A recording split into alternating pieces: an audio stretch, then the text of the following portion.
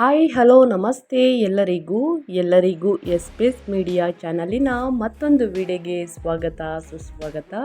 ಸ್ನೇಹಿತರೆ, ಎಲ್ಲರೂ ಹೇಗಿದ್ದೀರಾ? ಎಲ್ಲರೂ ಚೆನ್ನಾಗಿದ್ದೀರಾ ಅಂದ್ಕೊಂಡಿದ್ದೀನಿ. ಹೋಪ್ ನಾನು ಕೂಡ ತುಂಬಾ ಚೆನ್ನಾಗಿದ್ದೀನಿ. ಎಲ್ಲರೂ ಚೆನ್ನಾಗಿದ್ದೀರಾ ಅಂದ್ಕೊಂಡು ಭಾವಿಸ್ಕೊಂಡು ಇವತ್ತಿನ ಒಂದು ವಿಡಿಯೋನ ಶುರು ಮಾಡಿಬಿಡೋಣ.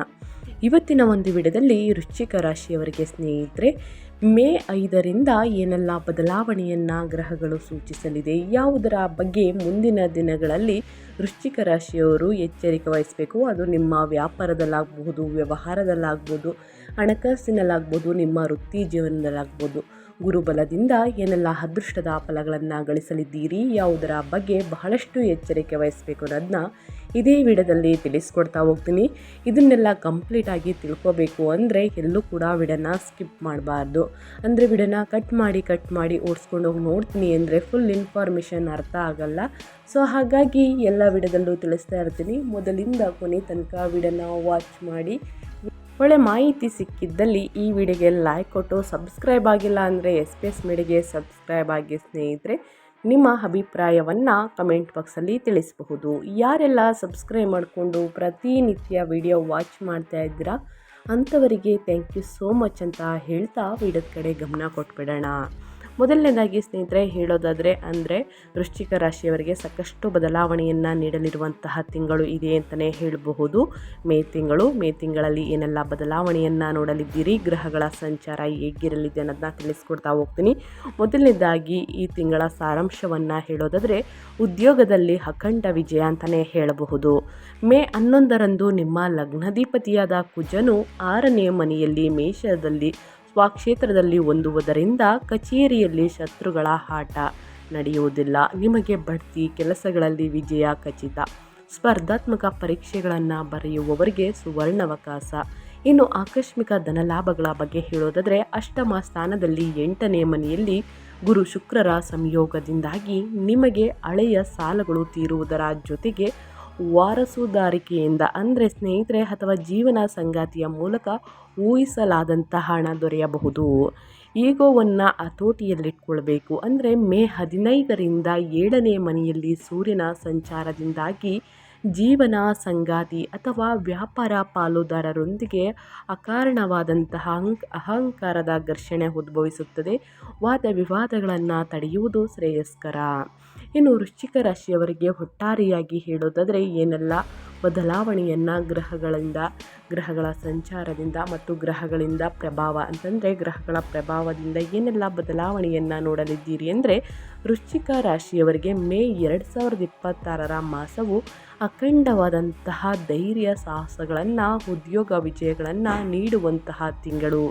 ಕಳೆದ ತಿಂಗಳುಗಳಲ್ಲಿದ್ದ ಮಾನಸಿಕ ಸಂಘರ್ಷಗಳೆಲ್ಲವೂ ದೂರವಾಗಿ ಸ್ನೇಹಿತರೆ ನಿಮ್ಮಲ್ಲಿ ಹೊಸ ಉತ್ಸಾಹ ಕಂಡುಬರುತ್ತವೆ. ಮುಖ್ಯವಾಗಿ ಮೇ 11ರಂದು ನಿಮ್ಮ ರಾಶಿಯ ಅಧಿಪತಿ ಲಗ್ನಾಧಿಪತಿಯಾದ ಕುಜನು 6ನೇ ಮನೆಯಲ್ಲಿ ಸ್ವಕ್ಷೇತ್ರಕ್ಕೆ ಪ್ರವೇಶಿಸುವುದು ನಿಮ್ಮ ಆತ್ಮವಿಶ್ವಾಸನ ಮುಗಿಲಕ್ಕೆತ್ತರಕ್ಕೆ ಸ್ನೇಹಿತರೆ ಏರಿಸುತ್ತದೆ. ಕೋರ್ಟ್ ಕೇಸುಗಳು ಅಥವಾ ಆಸ್ತಿ ವಿವಾದಗಳಲ್ಲಿ ನಿಮಗೆ ಅನುಕೂಲಕರ ತೀರ್ಪುಗಳು ಬರುತ್ತವೆ. ಆದರೆ ಮೇ 15ರಂದು ಸೂರ್ಯನು 7ನೇ ಮನೆಗೆ ಮತ್ತು ಮೇ 14ರಂದು ಶುಕ್ರನು 8ನೇ ಮನೆಗೆ ಪ್ರವೇಶಿಸುವುದರಿಂದ ವ್ಯಾಪಾರ, ಕೌಟುಂಬಿಕ ವ್ಯವಹಾರಗಳಲ್ಲಿ ಅಹಂಕಾರವನ್ನು ಬದಿಗಿಟ್ಟು ಮೃದುವಾಗಿ ವರ್ತಿಸಬೇಕಾದ ಜವಾಬ್ದಾರಿ ನಿಮ್ಮ ಮೇಲಿರುತ್ತದೆ. ಒಟ್ಟಾರೆಯಾಗಿ ಗ್ರಹಗಳ ಸಂಚಾರ ಮತ್ತು ಗ್ರಹಗಳ ಸ್ಥಾನ ಬದಲಾವಣೆಯಿಂದ ಇಷ್ಟೆಲ್ಲ ಬದಲಾವಣೆಗಳನ್ನು ನೋಡಲಿದ್ದೀರಿ. ಹಾಗಿದ್ರೆ ಗ್ರಹಗಳ ಸಂಚಾರ ಯಾವ ಸಮಯದಲ್ಲಿ, ಯಾವ ಮನೆಯಲ್ಲಿ ಗ್ರಹಗಳು ಸಂಚರಿಸುತ್ತಿದೆ, ಇದರಿಂದ ಏನೆಲ್ಲ ಪ್ರಭಾವವನ್ನು ಬೀರಲಿದೆ ಆದಷ್ಟು ಜನ ತಿಳಿಸ್ಕೊಡಿ ಅಂತ ಕೇಳ್ತಿರ್ತೀರ. ಸೊ ಹಾಗಾಗಿ ಮೇ ತಿಂಗಳಲ್ಲಿ ವೃಶ್ಚಿಕ ರಾಶಿಯವರಿಗೆ ಪ್ರಮುಖ ಗ್ರಹ ಸಂಚಾರಗಳು ಮತ್ತು ಅವುಗಳ ಸ್ನೇಹಿತರೆ ಆಧಿಪತ್ಯಗಳು ಅಂದರೆ ಅದರಿಂದ ಆಗುವಂತಹ ಪ್ರಭಾವಗಳು. ಕುಜ 1 ಮತ್ತು 6ನೇ ಮನೆಯ ಅಧಿಪತಿ ಲಗ್ನಾಧಿಪತಿ ಅಂತಲೇ ಹೇಳಬಹುದು. 6ನೇ ಮನೆಯಲ್ಲಿ ಸ್ವಕ್ಷೇತ್ರದಲ್ಲಿ ಮೇ 11ರಿಂದ ಸಂಚರಿಸುತ್ತಿದೆ. 6ನೇ ಮನೆಯಲ್ಲಿ ಕುಜ ಶತ್ರುಗಳ ಮೇಲೆ ಸಂಪೂರ್ಣ ಜಯ, ಋಣ ವಿಮುಕ್ತಿ, ಶಾರೀರಿಕ ದೃಢತೆ, ಧೈರ್ಯ ಅಂತಲೇ ಹೇಳಬಹುದು. ಇನ್ನು ಸೂರ್ಯ 10ನೇ ಮನೆಯ ಅಧಿಪತಿಯಾಗಿರುವ ಸೂರ್ಯ 6ನೇ ಮನೆ ಮತ್ತು 7ನೇ ಮನೆಯಲ್ಲಿ ಸಂಚರಿಸುತ್ತಿದೆ. ಮೇ 14ರವರೆಗೆ 6ರಲ್ಲಿ ಉಚ್ಚ ಉದ್ಯೋಗದಲ್ಲಿ ಅಖಂಡ ವಿಜಯ ಅಂತಲೇ ಹೇಳ್ಬೋದು. ಮೇ 15ರಿಂದ 7ರಲ್ಲಿ ಪಬ್ಲಿಕ್ ರಿಲೇಷನ್ ವೃದ್ಧಿ ಅಂದರೆ ಭಾಗಸ್ವಾಮಿಯೊಂದಿಗೆ ಈಗೋ ಅಂತಲೇ ಹೇಳಬಹುದು. ಇನ್ನು ಶುಕ್ರ 7, 12ನೇ ಮನೆಯ ಅಧಿಪತಿಯಾಗಿರುವ ಶುಕ್ರ 8ನೇ ಮನೆಯಲ್ಲಿ ಮೇ 14ರಿಂದ ಸಂಚರಿಸುತ್ತಿದೆ. ಮಿಥುನದಲ್ಲಿ ಅಷ್ಟಮ ಸ್ಥಾನದಲ್ಲಿ ಶುಕ್ರ ಆಕಸ್ಮಿಕ ಧನಲಾಭ, ರಹಸ್ಯ ವ್ಯವಹಾರಗಳು, ಭಾಗ್ಯಸ್ವಾಮಿಯ ಮೂಲಕ ಲಾಭ. ಇನ್ನು ಬುಧ 8 ಮತ್ತು 11ನೇ ಮನೆಯ ಅಧಿಪತಿಯಾಗಿರುವ ಬುಧ 7ನೇ ಮನೆಯಿಂದ 8ನೇ ಮನೆಗೆ ಸ್ಥಳಾಂತರಗೊಂಡು ಸಂಚರಿಸುತ್ತಿದೆ. ಮೇ 15ರಿಂದ 7ರಲ್ಲಿ ಸೂರ್ಯನೊಂದಿಗೆ ಸಂಯೋಗ, ಸಂವಹನದ ಮೂಲಕ ವ್ಯಾಪಾರ ಲಾಭಗಳು ಅಂತಲೇ ಹೇಳ್ಬೋದು. ಇನ್ನು ಗುರು 2, 5ನೇ ಮನೆಯ ಅಧಿಪತಿಯಾಗಿರುವ ಗುರು 8ನೇ ಮನೆಯಲ್ಲಿ ಮಿಥುನದಲ್ಲಿ ಯಥಾಸ್ಥಿತಿಯಲ್ಲಿ ಸಂಚರಿಸುತ್ತಿದೆ. ಅಷ್ಟಮ ಗುರು ಹೂಡಿಕೆಗಳಲ್ಲಿ ಎಚ್ಚರಿಕೆ, ಆಧ್ಯಾತ್ಮಿಕ ಚಿಂತನೆ, ಊಹಿಸದ ಮೂಲಗಳಿಂದ ಹಣ. ಇನ್ನು ಶನಿ 3, 4 ಮನೆಯ ಅಧಿಪತಿಯಾಗಿರುವ ಶನಿ 5ನೇ ಮನೆಯಲ್ಲಿ ಮೀನದಲ್ಲಿ ಯಥಾಸ್ಥಿತಿಯಲ್ಲಿ ಸಂಚಾರ, ಸಂತಾನ ವ್ಯವಹಾರಗಳಲ್ಲಿ ವಿಳಂಬ ಅಂತಲೇ ಹೇಳಬಹುದು. ಸಂತಾನದಲ್ಲೂ ಕೂಡ ತುಂಬ ವರ್ಷದಿಂದ ಮದುವೆಯಾಗಿದ್ದೀರಾ, ಮಕ್ಕಳಾಗಿಲ್ಲ, ವಿಳಂಬ ಸ್ನೇಹಿತರೆ. ವ್ಯಾಪಾರ ವ್ಯವಹಾರದಲ್ಲೂ ಕೂಡ ಅಡೆತಡೆಗಳು, ಆಲೋಚನೆಗಳಲ್ಲಿ ನಿಧಾನ, ಸ್ತ್ರೀರಾಸ್ತಿಯ ಆಲೋಚನೆಗಳು ಅಂತಲೇ ಹೇಳಬಹುದು. ಇದು ಗ್ರಹಗಳ ಸಂಚಾರ ಮತ್ತು ಗ್ರಹಗಳ ಸ್ಥಾನ ಬದಲಾವಣೆಯಿಂದ ಆಗುವಂತಹ ತೊಂದರೆಗಳು. ಇನ್ನು ವೃತ್ತಿ ಮತ್ತು ಉದ್ಯೋಗದ ಬಗ್ಗೆ ಹೇಳೋದಾದರೆ, ಉದ್ಯೋಗಸ್ಥರಿಗೆ ಈ ತಿಂಗಳು ಮರೆಯಲಾಗದಂತಹ ವಿಜಯಗಳನ್ನು ನೀಡುತ್ತದೆ. ತಿಂಗಳ ಪ್ರಥಮಾರ್ಧದಲ್ಲಿ ಕರ್ಮಾಧಿಪತಿಯಾದ ವೃತ್ತಿಕಾರಕ ಸೂರ್ಯನು 6ನೇ ಮನೆಯಲ್ಲಿ ಉಚ್ಚ ಸ್ಥಿತಿಯಲ್ಲಿ ಇರುವುದರಿಂದ ಮತ್ತು ಮೇ 11ರಂದು ಲಗ್ನಾಧಿಪತಿಯಾದ ಕುಜನು ಕೂಡ 6ನೇ ಮನೆಯಲ್ಲಿ ಅಂದರೆ ಸೇವೆ ಸ್ಥಾನ ಅಂತಲೇ ಹೇಳಬಹುದು. ಸರ್ವಿಸ್ ಹೌಸ್ ಸ್ವಕ್ಷೇತ್ರ ಹೊಂದುವುದು ಒಂದು ಅದ್ಭುತವಾದ ರಾಜಯೋಗವನ್ನು ನೀಡುತ್ತದೆ. ನೀವು ಕಚೇರಿಯಲ್ಲಿ ಏನೋ ಹೇಳುತ್ತೀರೋ ಅದೇ ಸಾಹಸವಾಗುತ್ತದೆ. ನಿಮ್ಮನ್ನು ವಿರೋಧಿಸುವವರು ಮಾಡುವ ಕುತಂತ್ರಗಳು ಅವರಿಗೆ ತಿರುಗುಬಾಣವಾಗುತ್ತವೆ. ಉದ್ಯೋಗಕ್ಕೆ ಕಾಯುತ್ತಿರುವವರಿಗೆ ಅಥವಾ ಸರ್ಕಾರಿ ಉದ್ಯೋಗದ ನಿರೀಕ್ಷೆಯಲ್ಲಿ ಇರುವವರಿಗೆ ಬಯಸಿದ ಉದ್ಯೋಗ ಸಿಗಬಹುದು. ಬಡ್ತಿಯ ವಿಷಯದಲ್ಲಿ ಯಾರಾದರೂ ಅಡ್ಡಿಪಡಿಸಿದರೂ ಕೂಡ ಅದನ್ನು ಮೀರಿ ನೀವು ವಿಜಯ ಸಾಧಿಸುತ್ತೀರಿ. ಮೇ 15ರ ನಂತರ ಸೂರ್ಯನು 7ನೇ ಮನೆಯಲ್ಲಿ ಸಂಚರಿಸುತ್ತಿರುವುದರಿಂದ ಸಮಾಜದಲ್ಲಿ ನಿಮಗೆ ಉತ್ತಮ ಹೆಸರು, ಪ್ರತಿಷ್ಠೆಗಳು ಲಭಿಸುತ್ತದೆ. ಒಟ್ಟಾರೆಯಾಗಿ ಗ್ರಹಗಳ ಸಂಚಾರದಿಂದ, ಗ್ರಹಗಳ ಸ್ಥಾನ ಬದಲಾವಣೆಯಿಂದ ಏನೆಲ್ಲ ಬದಲಾವಣೆಯನ್ನು ಗ್ರಹಗಳು ಸೂಚಿಸಲಿದೆ, ಯಾವುದರ ಬಗ್ಗೆ ಎಚ್ಚರಿಕೆ ವಹಿಸಬೇಕು ಅನ್ನೋದನ್ನ ಕಂಪ್ಲೀಟಾಗಿ ತಿಳಿಸ್ಕೊಟ್ಟಿದ್ದೀನಿ ಸ್ನೇಹಿತರೆ. ಆ ವಿಚಾರದ ಬಗ್ಗೆ ಎಚ್ಚರಿಕೆ ವಹಿಸಿ ಅಂತ ಹೇಳ್ತಾ, ಇನ್ನು ನಿಮ್ಮ ಕುಟುಂಬದ ಬಗ್ಗೆ ಹೇಳೋದಾದರೆ ಏನೆಲ್ಲ ಬದಲಾವಣೆಯನ್ನು ಗ್ರಹಗಳು ಸೂಚಿಸಲಿದೆ, ಯಾವುದರ ಬಗ್ಗೆ ಎಚ್ಚರಿಕೆ ವಹಿಸಬೇಕು ಅನ್ನೋದನ್ನ ನೋಡ್ತಾ ಹೋಗೋಣ. ಕುಟುಂಬದ ಬಗ್ಗೆ ಹೇಳೋದಾದರೆ, ಕಳಂತ್ರ ಸ್ಥಾನವಾದಂತಹ 7ನೇ ಮನೆಯಲ್ಲಿ ಮೇ 15ರಿಂದ ಸೂರ್ಯನು ಉಷ್ಣ ಮತ್ತು ಅಹಂಕಾರದ ಕಾರಕ ಪ್ರವೇಶಿಸುವುದರಿಂದ ವೈವಾಹಿಕ ಜೀವನದಲ್ಲಿ ಒಂದು ಪರೀಕ್ಷೆಯ ಸಮಯ ಎದುರಾಗುತ್ತದೆ. ಜೀವನ ಸಂಗಾತಿಯೊಂದಿಗೆ ಸಣ್ಣ ಪುಟ್ಟ ವಿಷಯಗಳಿಗೂ ಕೂಡ ತೀವ್ರವಾದಂತಹ ವಾದ ವಿವಾದಗಳು 10 ಪಟ್ಟು ಹಿಡಿಯುವಿಕೆ ಅಂತಲೇ ಹೇಳಬಹುದು. ಈಗೋ ಬರುತ್ತದೆ.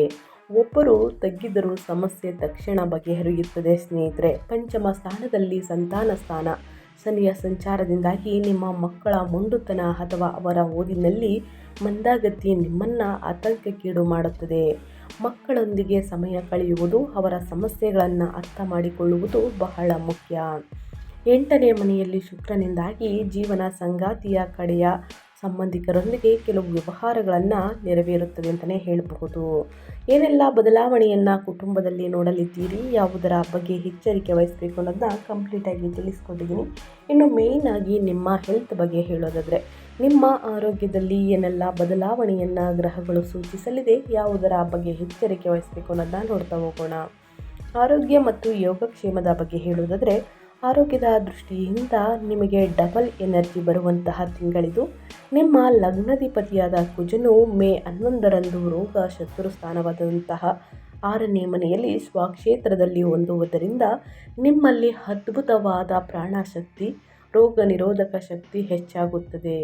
ಹಳೆಯ ಕಾಯಿಲೆಗಳು ಅಥವಾ ದೀರ್ಘಕಾಲದ ನೋವುಗಳು ತಾವಾಗಿಯೇ ಗುಣಮುಖವಾಗುತ್ತವೆ. ದೈಹಿಕ ಶ್ರಮ ಮಾಡಲು ಬಹಳಷ್ಟು ಉತ್ಸಾಹವನ್ನು ತೋರಿಸುತ್ತೀರಿ. ಆದರೆ 8ನೇ ಮನೆಯಲ್ಲಿ ಗುರು ಶುಕ್ರರ ಪ್ರಭಾವದಿಂದ ಮತ್ತು 7ನೇ ಮನೆಯಲ್ಲಿ ಸೂರ್ಯನಿಂದಾಗಿ ದೇಹದಲ್ಲಿ ವಿಪರೀತ ಉಷ್ಣ, ಮೂತ್ರಪಿಂಡಗಳು ಅಂದರೆ ಸ್ನೇಹಿತರೆ ಕಿಡ್ನಿ ಸಮಸ್ಯೆಗಳು ಅಥವಾ ಯೂರಿನ್ನಲ್ಲಿ ಸ್ನೇಹಿತರೆ ಇನ್ಫೆಕ್ಷನ್ಗಳು ಬರುವಂತಹ ಸ್ವಲ್ಪ ಸಾಧ್ಯತೆ ಇದೆ. ನಿಯಮಿತವಾಗಿ ವ್ಯಾಯಾಮ ಮಾಡುವುದು, ಜಂಕ್ ಫುಡ್ನಿಂದ ದೂರವಿರುವುದು ಒಳ್ಳೆಯದು. ಚೆನ್ನಾಗಿ ನೀರನ್ನು ಕುಡಿಯುವುದರಿಂದ ಯೂರಿನ್ ಸಮಸ್ಯೆಗಳು ಸ್ವಲ್ಪ ಕಡಿಮೆಯಾಗಲಿದೆ ಅಂತಲೇ ಹೇಳಬಹುದು. ನಿಮ್ಮ ಆರೋಗ್ಯದ ಬಗ್ಗೆ ಎಚ್ಚರಿಕೆ ಇರಲಿ. ಪ್ರತಿದಿನ ಹಸಿರು ತರಕಾರಿ, ಹಣ್ಣು ಹಂಪಲುಗಳನ್ನು ಚೆನ್ನಾಗಿ ಸೇವಿಸಿ ಸ್ನೇಹಿತರೆ. ಇದರಿಂದ ನಿಮ್ಮ ಹೆಲ್ತ್ ಕೂಡ ತುಂಬಾ ಉತ್ತಮವಾಗಿರಲಿದೆ ಅಂತ ಹೇಳ್ತಾ, ಇನ್ನು ಹಣಕಾಸಿನ ಬಗ್ಗೆ ಹೇಳೋದಾದರೆ, ನಿಮ್ಮ ಆರ್ಥಿಕ ಸ್ಥಿತಿ ಮತ್ತು ಧನ ಲಾಭದ ಬಗ್ಗೆ ಹೇಳೋದಾದರೆ, ವೃಶ್ಚಿಕ ರಾಶಿಯವರು ಏನೆಲ್ಲ ಬದಲಾವಣೆಯನ್ನು ಗ್ರಹಗಳು ಸೂಚಿಸಲಿದೆ, ಯಾವುದರ ಬಗ್ಗೆ ಎಚ್ಚರಿಕೆ ವಹಿಸಬೇಕು ಅನ್ನೋದನ್ನ ನೋಡ್ತಾ ಹೋಗೋಣ.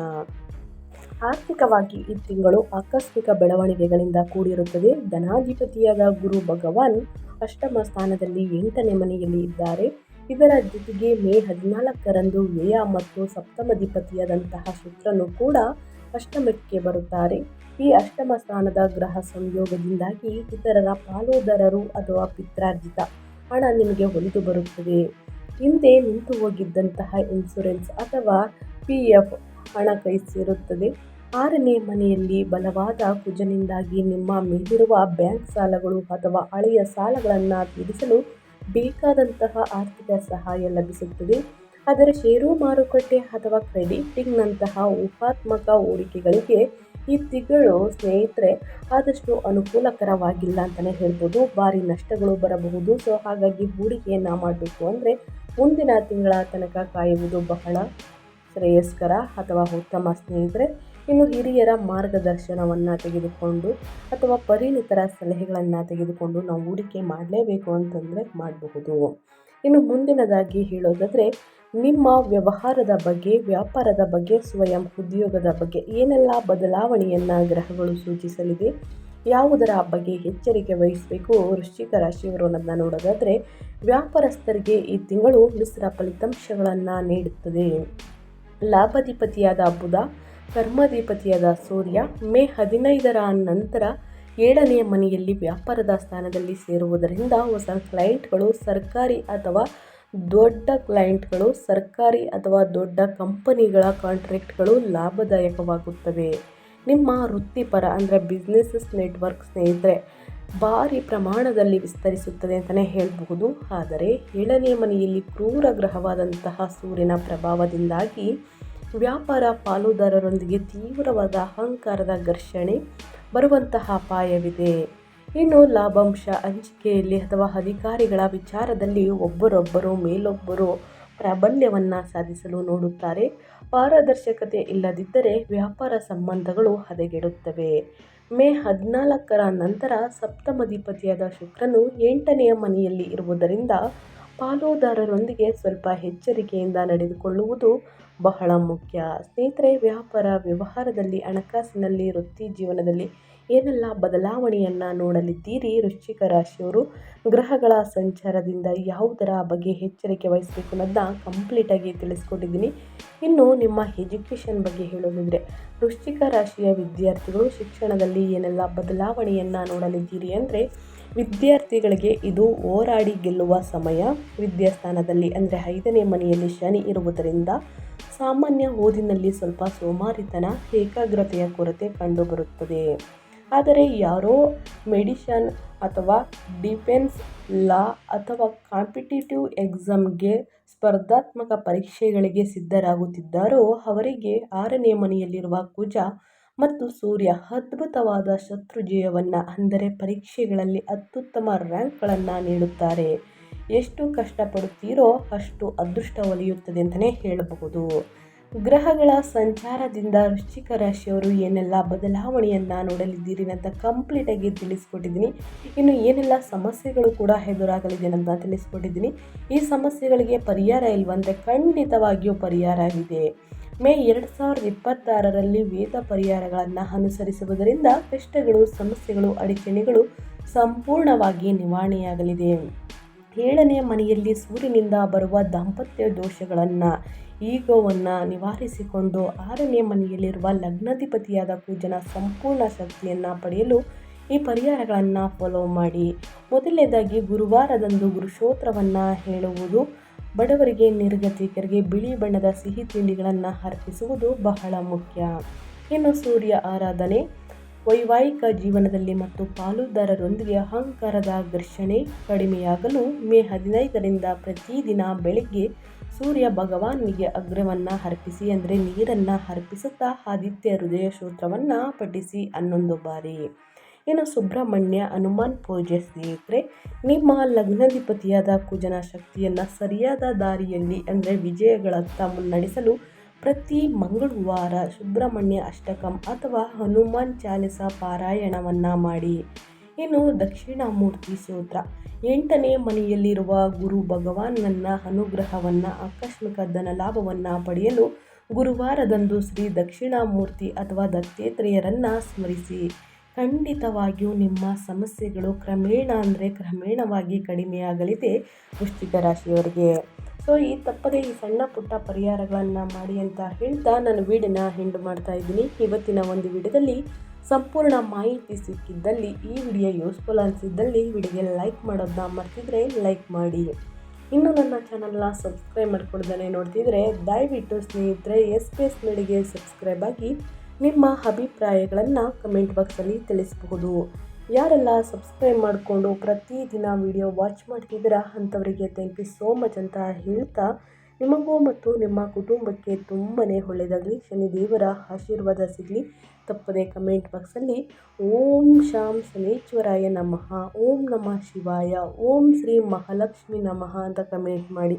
ಮಹಾಲಕ್ಷ್ಮಿಯ ಅನುಗ್ರಹದಿಂದ, ಶನಿದೇವರ ಕೃಪೆಯಿಂದ ಸ್ನೇಹಿತರೆ ಕಷ್ಟಗಳು, ಸಮಸ್ಯೆಗಳು, ಅಡಚಣೆಗಳು ಎಲ್ಲವೂ ಕೂಡ ಸಂಪೂರ್ಣವಾಗಿ ನಿವಾರಣೆಯಾಗಲಿ ಅಂತ ಕೇಳ್ಕೊತಾ ಮತ್ತೊಂದು ವಿಡಿಯೋ ಜೊತೆ ಮತ್ತೊಂದು ಹೊಸ ಭವಿಷ್ಯದಲ್ಲಿ ಹೊಸ ಅಪ್ಡೇಟಲ್ಲಿ ಸಿಗ್ತೀನಿ. Thank you for watching.